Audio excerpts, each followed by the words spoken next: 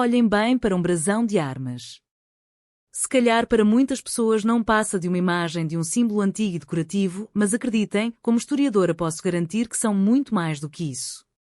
São, na verdade, autênticos textos históricos carregados de informação à espera que alguém os saiba ler. E é precisamente isso que vamos fazer hoje.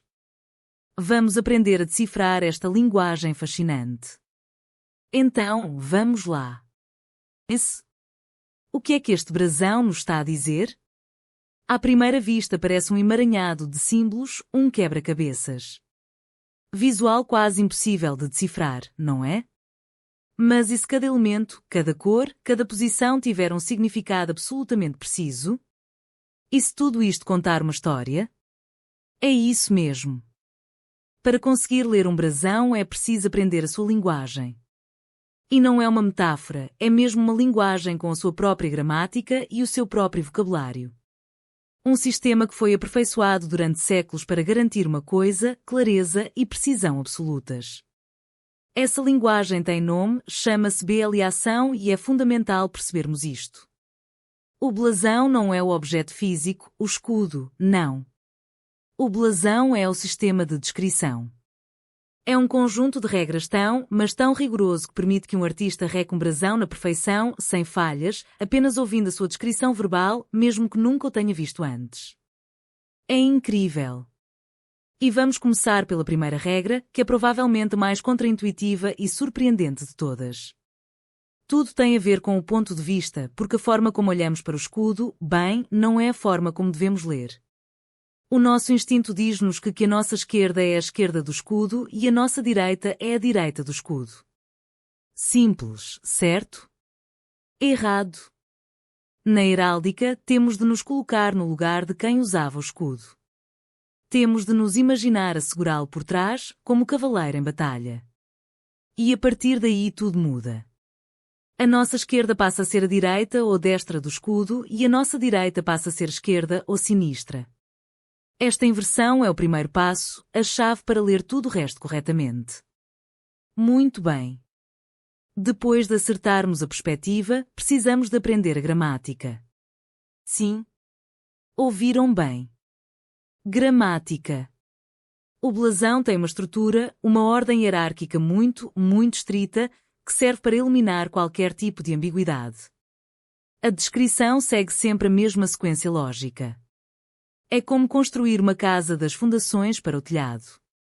Começamos sempre pela camada mais profunda. Primeiro o campo, ou seja, a cor de fundo. Depois as peças, que são as grandes divisões geométricas como faixas ou cruzes. A seguir vêm as figuras, os animais, as plantas, os objetos que estão por cima do campo. E só no fim, mesmo no fim, é que se escrevem os ornados, que são os elementos que estão fora do escudo, como o elmo ou a coroa. Esta ordem nunca, mas nunca muda. Mas saber a ordem não chega. A heráldica tem também o seu próprio dicionário, o seu próprio léxico. Palavras que usamos no dia a dia para descrever cores ou ações são aqui substituídas por termos técnicos muito específicos. E porquê? Para que não haja a mais pequena margem para erro ou interpretação. E isto é absolutamente crucial. Na heráldica, ninguém diz vermelho, amarelo ou azul. As cores e metais têm nomes próprios, um conjunto fixo conhecido como as tinturas. E usar o termo correto não é uma questão de estilo, é uma exigência da própria linguagem. Vejamos alguns exemplos. Ao que chamamos ouro ou amarelo, a heráldica chama OR. A prata ou o branco é argante, o vermelho torna-se gules. O azul é azur, o verde é verde e o preto é sable. Esta é a paleta de cores, a paleta básica e imutável, a partir da qual se constrói qualquer brasão de armas. E a mesma lógica aplica-se, por exemplo, aos animais. A posição de um leão não é deixada à imaginação do artista. Não se diz que está de pé ou pronto a atacar. A sua postura exata é descrita com um único um termo padronizado, conhecido como atitude. Peguemos no termo rampante, por exemplo.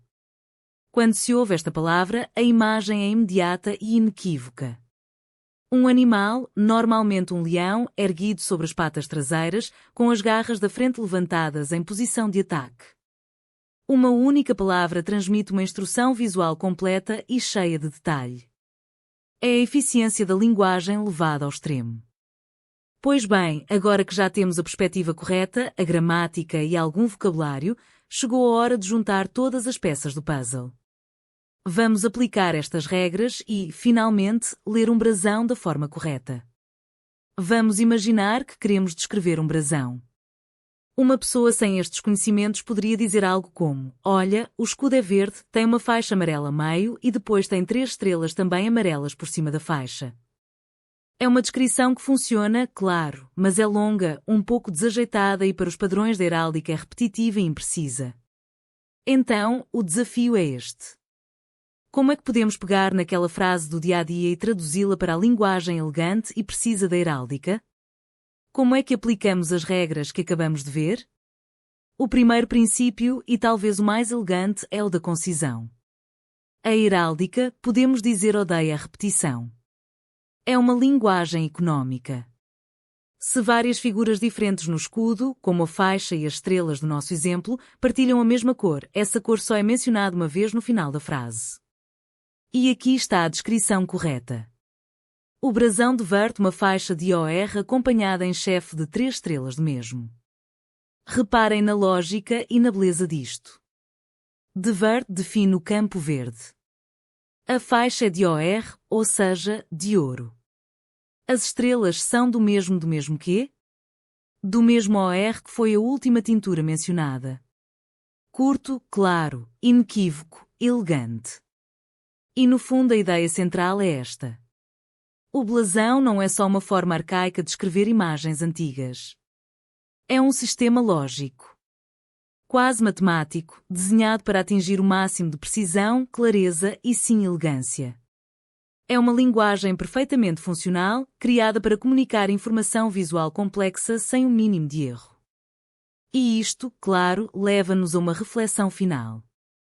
A heráldica é uma linguagem visual que a maior parte de nós se esqueceu de como ler.